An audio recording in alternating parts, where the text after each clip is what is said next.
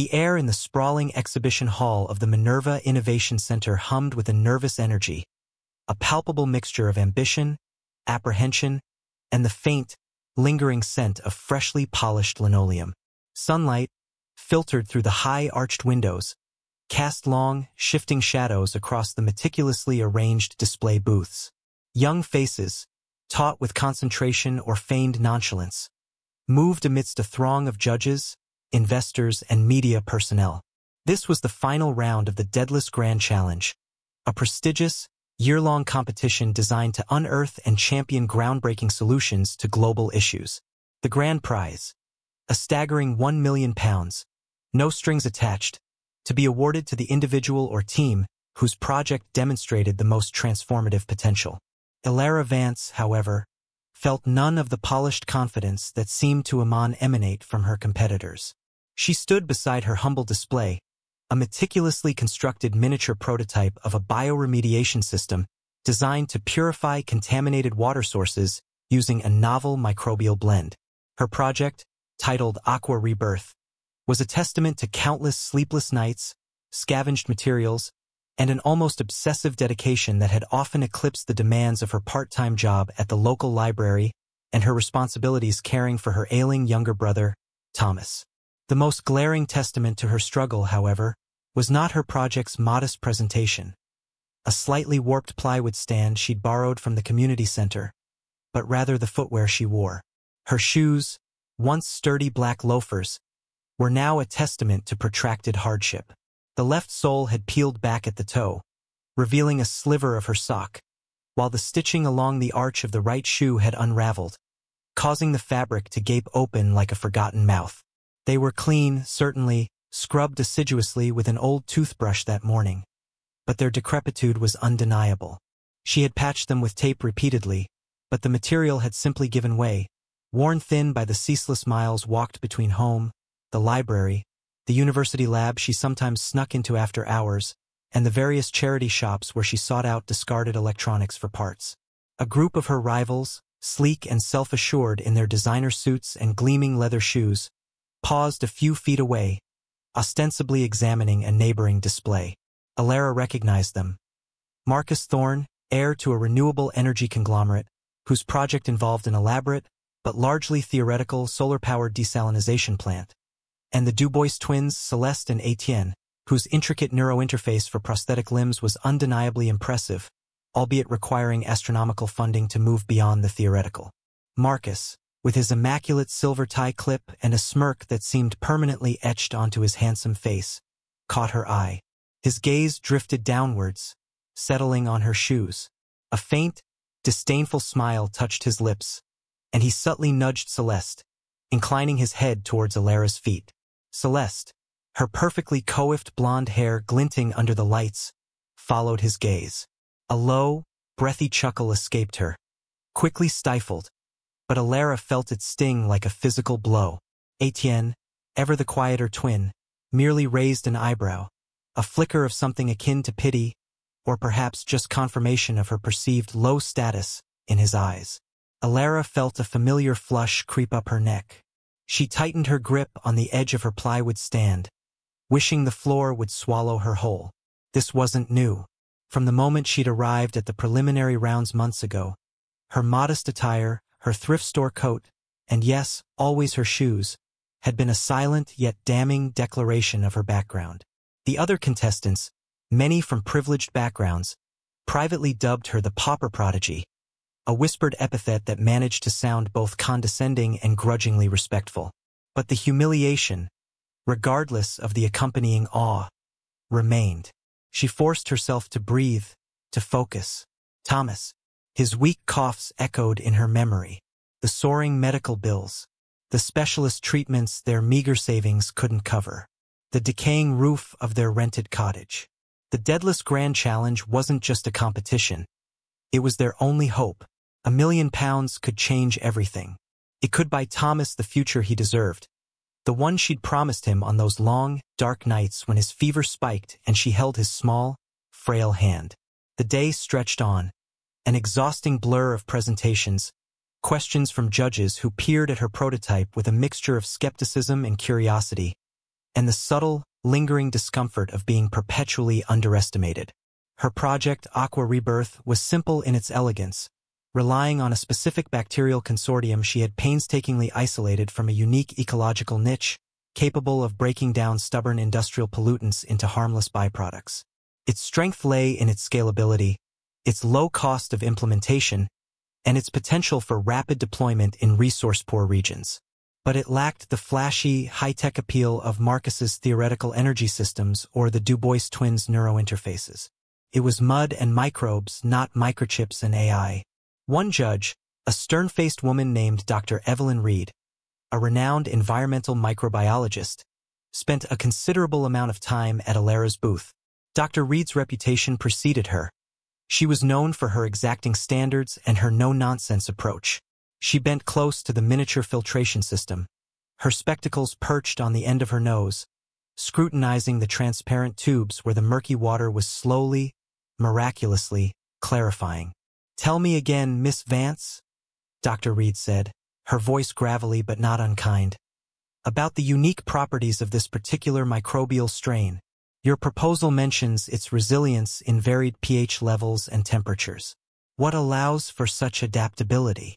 Alara, heart-pounding, launched into her explanation, her voice gaining confidence as she spoke about the science she knew so intimately. She detailed her fieldwork, the challenging conditions of the polluted river near her hometown, the painstaking process of isolating the specific strains, the iterative testing, the failures, the small, hard-won successes. She spoke of the potential for a self-sustaining system, one that wouldn't require constant monitoring or expensive chemical inputs. As she spoke, she noticed Dr. Reed's gaze occasionally flicker down to her shoes, but the expression on the judge's face remained unreadable. It wasn't until Alara finished, her throat dry, that Dr. Reed nodded slowly. "Remarkable if true," Dr. Reed said, her eyes meeting Alara's. "The simplicity is often the most difficult part. Most people try to over-engineer solutions. You've gone back to basics, and the cost implications are, frankly, revolutionary." She offered a rare, small smile before moving on, leaving Alara both relieved and utterly drained. The final judging session was scheduled for late afternoon. All 12 finalists, including Alara, were ushered into a large auditorium. The stage was set with a single podium, bathed in a bright, almost blinding spotlight. The air was thick with anticipation. The Daedalus Foundation's CEO, a charismatic but enigmatic figure named Lord Alistair Finch, a man known for his philanthropic ventures and his shrewd business acumen, took the stage. He was a tall, imposing man with an impeccably tailored suit and an air of quiet authority that commanded attention. Lord Finch began with a lengthy discourse on the global challenges facing humanity, the pressing need for innovation, and the Foundation's commitment to fostering radical solutions. His voice, deep and resonant, filled the auditorium. Alara, seated in the third row, found herself surprisingly calm. The initial humiliation had faded, replaced by a deep-seated determination. She had done her best. She had poured. Finally, Lord Finch paused, letting the silence stretch, building the tension. He picked up a thick, sealed envelope from the podium. "And now," he said, his voice dropping to a near whisper, "for the recipient of the Daedalus Grand Challenge £1 million prize." Alara felt her heart give a sudden, painful lurch. This was it. The moment her entire life, her entire family's future, hinged upon. She clasped her hands tightly in her lap, her knuckles white. She looked around at the other finalists, their faces a mixture of hope and resignation. Marcus Thorne sat ramrod straight, a picture of confident expectation. Celeste Dubois was biting her lip, her eyes fixed on Lord Finch. "This year," Lord Finch continued, "the judges faced an unprecedented challenge. Every single project presented today was exceptional, a testament to the brilliance and dedication of our young innovators. However, one project stood out, not merely for its ingenuity, but for its profound practicality, its cost-effectiveness, and its immediate, tangible impact on communities most in need." He opened the envelope, slowly, deliberately, drawing out the suspense to an almost unbearable degree. The rustle of paper was amplified in the hushed auditorium.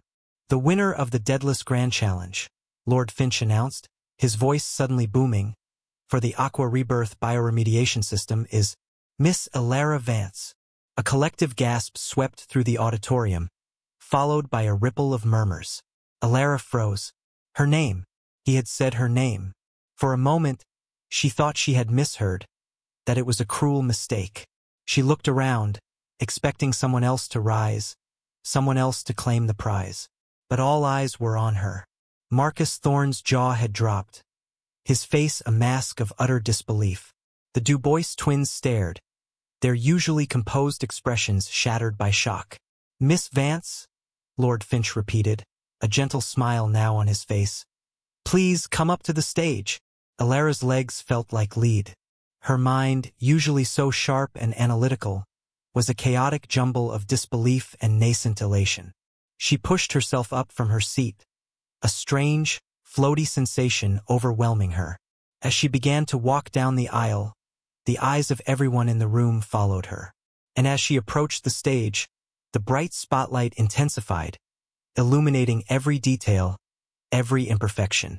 Her patched, broken shoes, which had carried her through so much hardship, so many trials, and had been the subject of so much silent scorn, were now starkly visible to everyone. She felt a flicker of the old shame, the old humiliation, but it was quickly overshadowed by the surge of adrenaline, of triumph. Each step was a defiance. Each step was a victory over the whispers, the sneers, the endless struggle. The sole of her left shoe flapped noticeably with each stride, a silent, defiant banner. She climbed the 3 steps onto the stage, the soft carpet feeling luxurious beneath her worn footwear. The applause, initially hesitant, grew in strength, becoming a thunderous ovation. Lord Finch extended a hand, a warm, genuine smile creasing his face. "Congratulations, Miss Vance," he said, his voice imbued with a respect she had never before encountered from such a figure. "Your project is truly exceptional." He presented her with an oversized, ceremonial check, emblazoned with £1,000,000 in bold, black letters. Elara took it, her hands trembling, the check feeling both impossibly light and immensely heavy. She looked out at the sea of faces, many of whom had doubted her, scoffed at her, or simply dismissed her. She saw Marcus Thorne, still frozen in disbelief, his mouth slightly agape. She saw the Dubois twins, their perfect facades crumbled. And she saw Dr. Evelyn Reed in the front row, offering a nod of profound approval. Elara began, her voice a little shaky, but clear. "I don't even know what to say. Thank you. Thank you so much." Lord Finch put a reassuring hand on her shoulder. "No, Miss Vance," he said, turning to face the audience. "Thank you. You represent the true spirit of innovation. The Deadless Grand Challenge isn't about expensive laboratories or privileged backgrounds. It's about ingenuity, perseverance, and a burning desire to make the world a better place. Your project, Miss Vance, embodies all of that. It is a testament to what can be achieved with sheer brilliance and determination, even against the most formidable odds." He paused, then added, his voice ringing with emphasis. "And sometimes, the most profound solutions come from those who understand hardship best, from those who know what it truly means to fix things, to make do, to mend what is broken, even if it's just a pair of shoes." A wave of applause, louder and more sincere than before, washed over her. Elara stood there, the weight of the check in her hands, the warmth of the spotlight on her face, and the undeniable truth of Lord Finch's words resonating in her heart.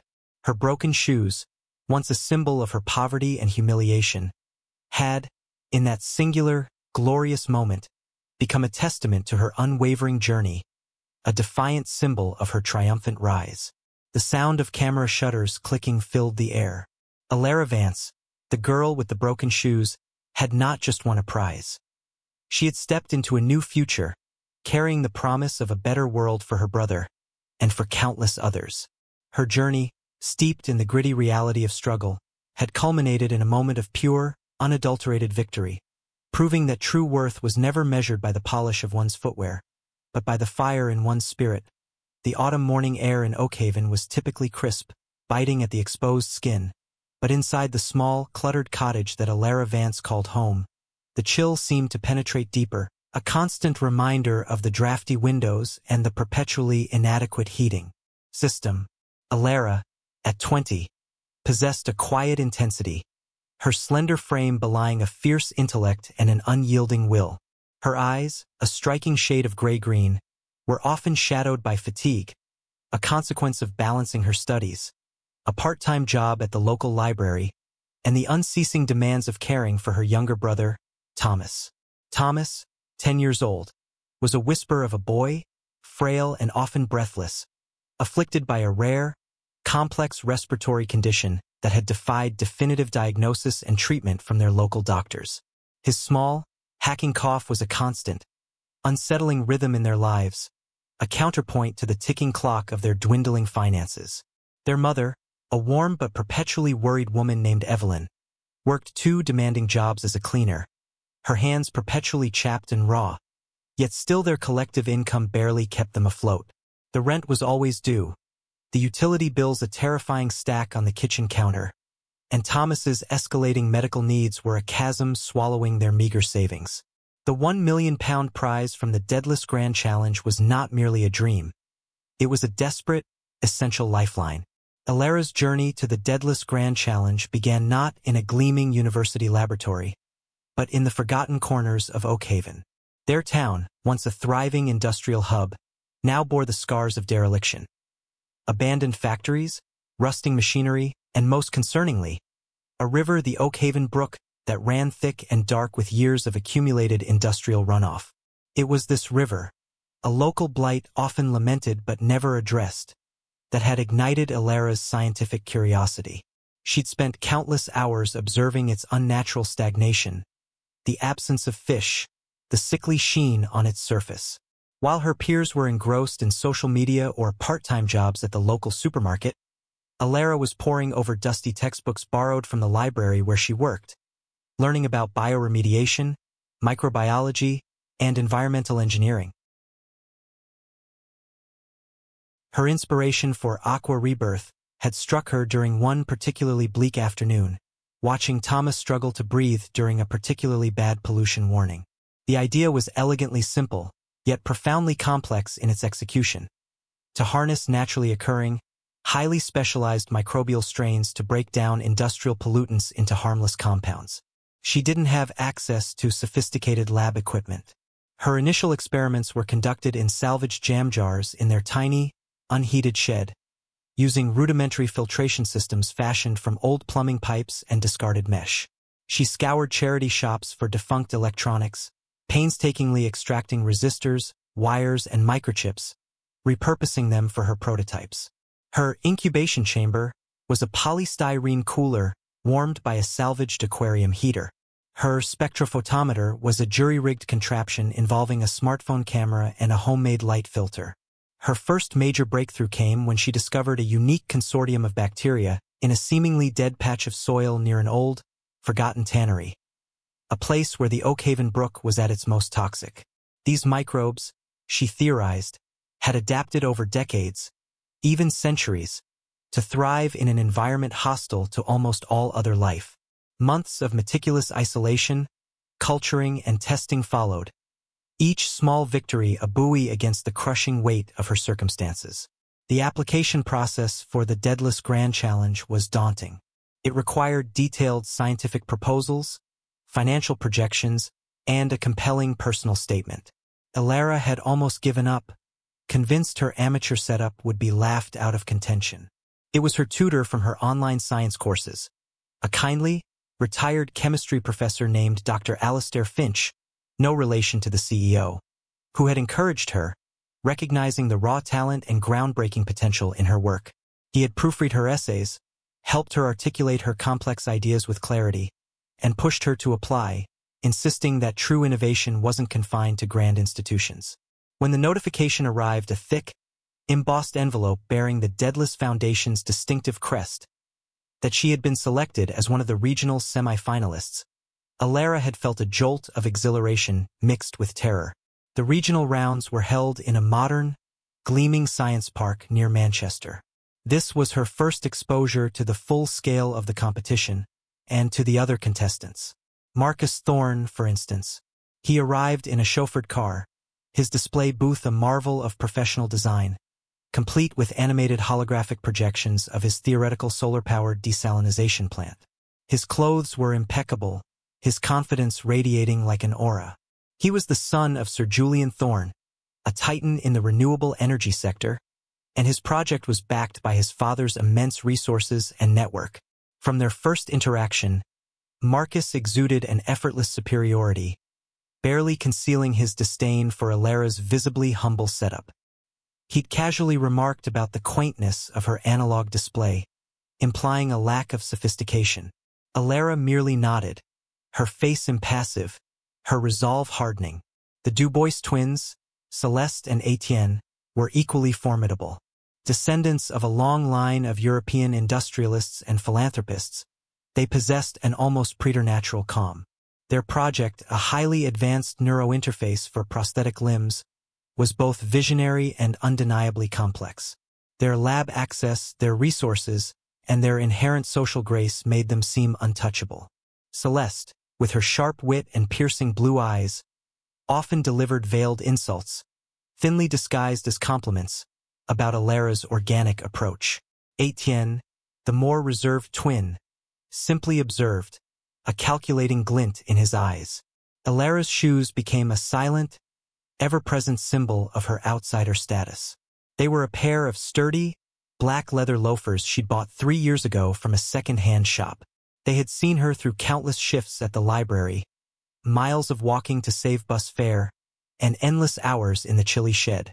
The constant wear and tear, the dampness from the riverbank, and the lack of proper care had taken their toll. The leather was scuffed and worn, the stitching fraying, and the soles, once robust, were thinning. She darned her socks carefully, ensuring no holes peeked through the developing gaps. But she couldn't hide the inevitable decay. During the initial rounds, the judges, a mix of academics, industry professionals, and foundation representatives, were initially skeptical. Alara's presentation, devoid of flashy graphics or slick animations, relied solely on the strength of her science and the compelling evidence from her small-scale tests. She spoke with quiet passion about the desperate need for affordable, decentralized water purification in developing nations and in polluted industrial zones like Oakhaven. She detailed the specific enzymes produced by her microbial blend, their metabolic pathways, and the unique conditions under which they thrived. She had actual water samples before and after treatment, a stark visual demonstration of Aqua Rebirth's efficacy. One particular judge, a distinguished environmental engineer named Dr. Eris Thorne, Marcus's uncle, as it turned out, had been particularly dismissive. He'd scoffed at her backyard science, questioning the scalability of her methods without industrial-grade bioreactors. Alara had held her ground, calmly explaining how her system's modular design allowed for gradual scaling, starting small and expanding as needed, making it accessible even to impoverished communities. His nephew, Marcus, had stood nearby, a smug smile playing on his lips. Despite the skepticism, Alara's genuine understanding of her subject, her meticulous data, and the sheer audacity of her simple yet effective solution had impressed several key judges, especially Dr. Evelyn Reed, a leading figure in environmental microbiology. Dr. Reed saw beyond the scuffed shoes and the makeshift lab. She saw the potential for a paradigm shift. She grilled Alara on the specifics of the microbial consortium, pushing her to explain the nuances of their metabolic pathways and resilience. Alara answered with confidence, citing obscure research papers and her own hard-won experimental data. Dr. Reed's focused, intense questioning was a subtle form of validation, signaling to the other judges that Alara's project was worth serious consideration. The waiting period between the semifinals and the final round in London was excruciating. Thomas's condition seemed to worsen with the changing weather, his breathing becoming shallower, more strained. The medical bills mounted. Evelyn, her mother, grew thinner, her eyes perpetually clouded with worry. Alara spent every spare moment refining her prototype, testing new parameters, and preparing her final presentation. She felt the weight of her family's hopes pressing down on her, an invisible, crushing burden. The day of the final Deadless Grand Challenge presentation dawned with a cold, insistent rain. Alara had taken the early morning train to London, clutching her meticulously packed prototype, wrapped in old blankets for protection. The journey was long, and she spent it reviewing her notes, rehearsing her speech, and trying to ignore the knot of anxiety twisting in her stomach. She'd chosen her best clothes for the presentation. A simple, dark skirt and a clean, pressed white blouse that had belonged to her mother. Her shoes, however, were beyond salvaging. The sole on her left foot had finally given way completely, creating a gaping hole, and the stitching on the right had unraveled further, revealing her sock. She tried gluing them, taping them, but the material was simply too old, too worn. It was a visible wound on her otherwise carefully presented appearance. The Minerva Innovation Center was a vast, gleaming edifice of glass and steel, a stark contrast to Oakhaven's decaying industrial landscape. The sheer opulence of the building, the hushed efficiency of the staff, and the polished confidence of the other finalists were overwhelming. Alara felt a familiar wave of inadequacy wash over her. She navigated the expansive corridors, searching for her assigned booth. Marcus Thorne's booth was directly opposite hers. He watched her set up, a supercilious smile playing on his lips. "Still pushing the mud and microbes, Vance?" he asked, his voice dripping with condescension. Bold strategy going analog in a digital age. Alara met his gaze, her own steady. "Results speak louder than projections, Thorne," she replied, her voice low but firm. She didn't have the energy for verbal sparring. Her focus was on her presentation, on explaining the science with absolute clarity, on conveying the profound impact her system could have. As the exhibition hall filled with judges, investors, and media, the feeling of being scrutinized, judged not just on her work but on her appearance, intensified.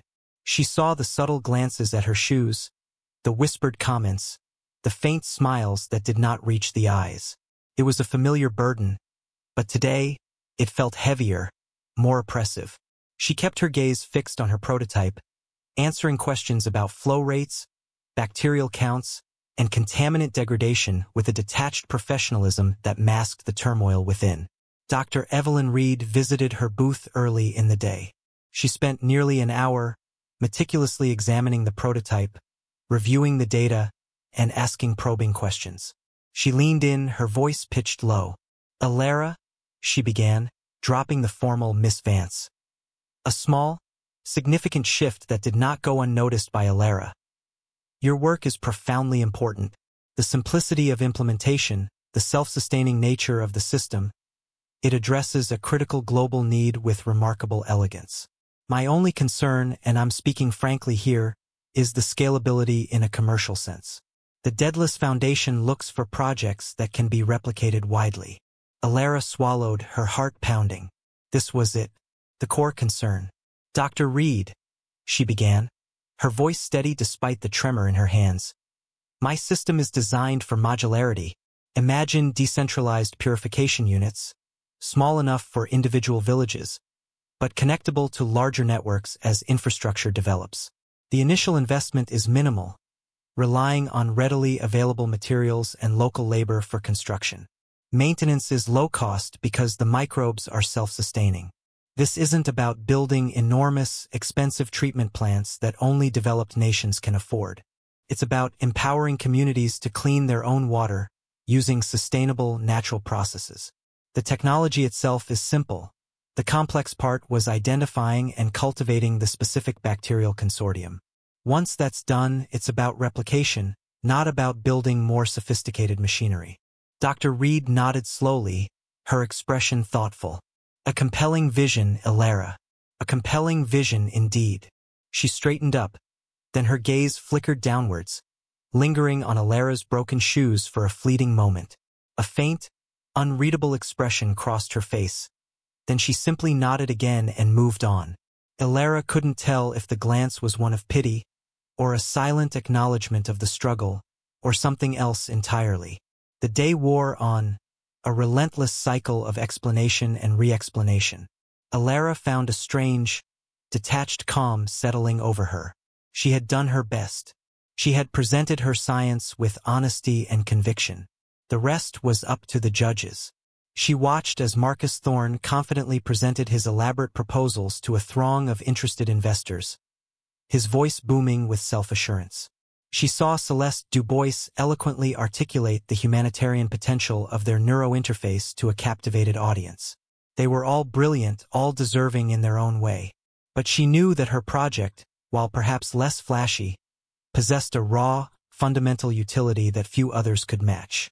As the afternoon drew to a close, a sense of quiet dread began to settle in. The exhaustion from months of relentless work, combined with the emotional strain of the day, left her feeling hollowed out. She packed up her display slowly, methodically, folding the charts, securing the prototype. The final ceremony was about to begin. She could feel the subtle shifts in the atmosphere, the heightened anticipation. The main auditorium was enormous, filled with rows of plush velvet seats.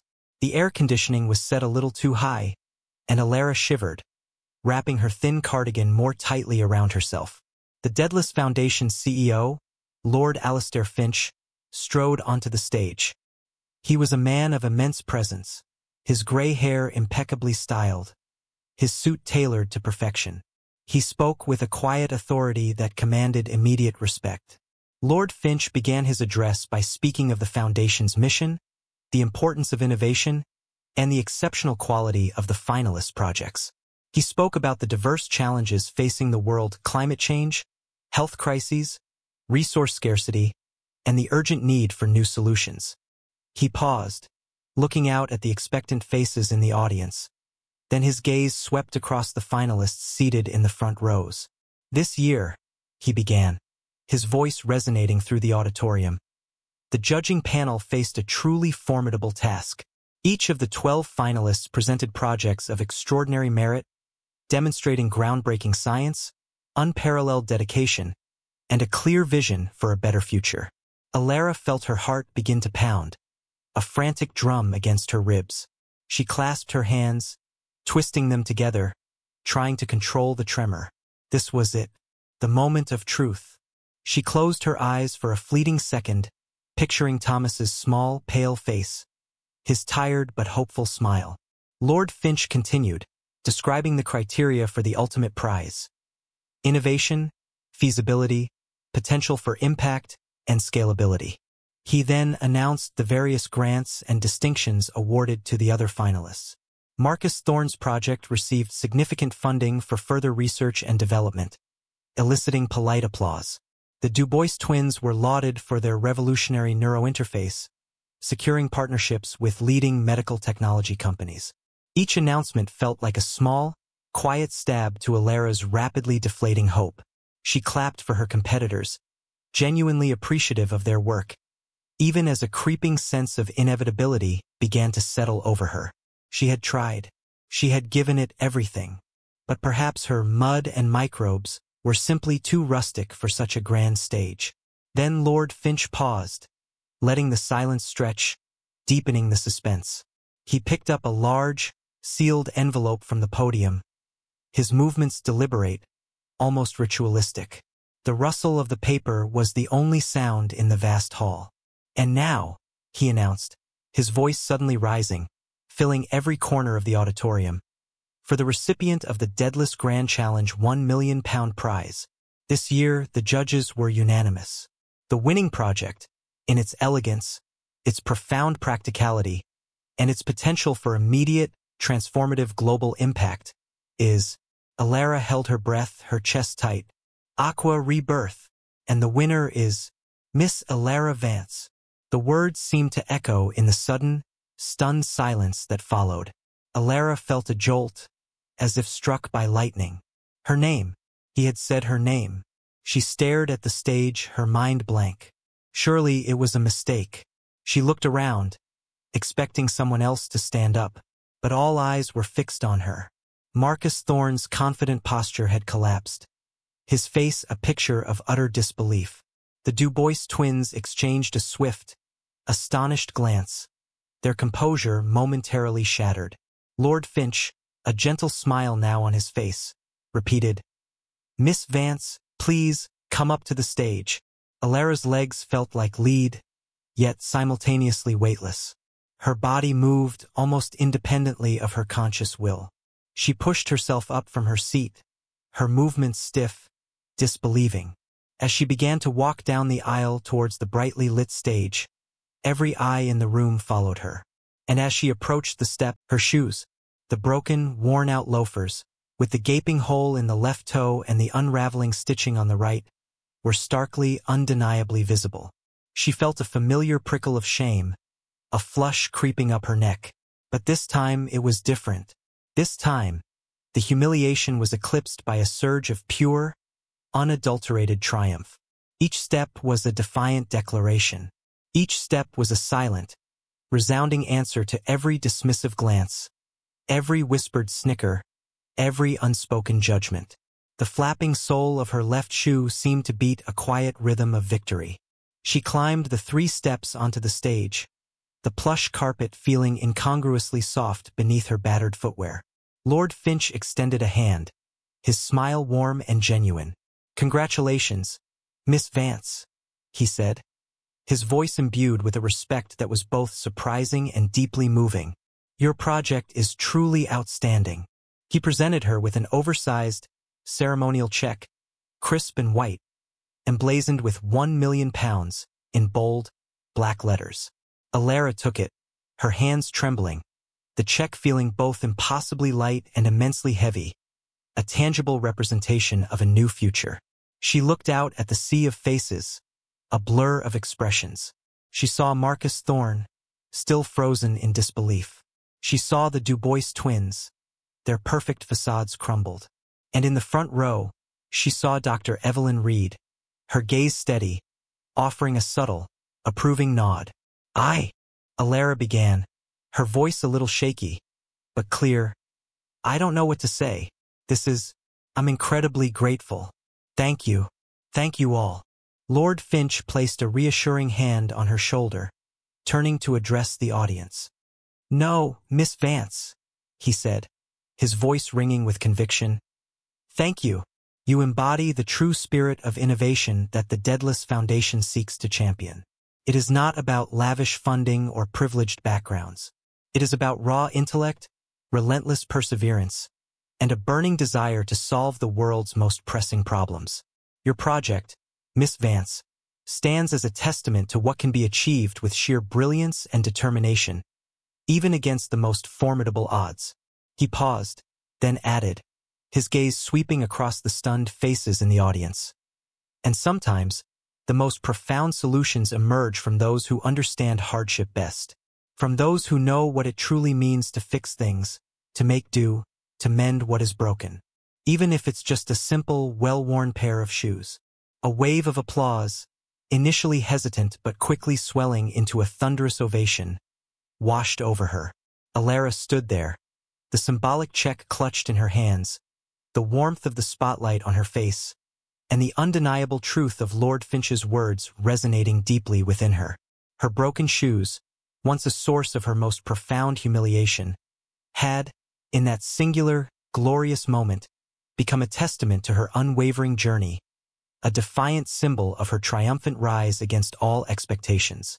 The camera shutters clicked incessantly, capturing the image of the girl with the broken shoes and the £1,000,000 check, a silent narrative of struggle, resilience, and ultimate victory. For Thomas, for her mother, for Oakhaven, a new dawn had broken.